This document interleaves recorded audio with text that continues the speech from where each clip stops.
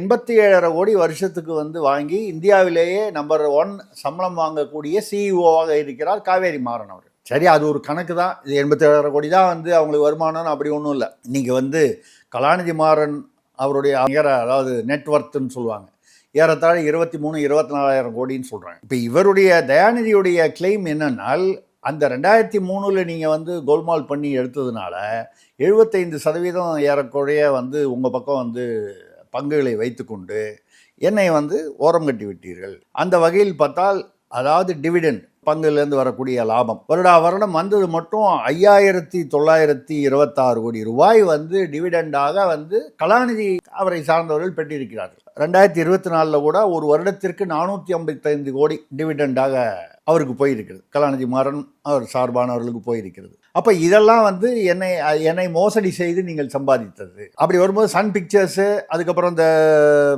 Sunrisers ஹைதராபாத்லாம் வரும்போது தயாநிதி மாறன் அதில் இல்லை.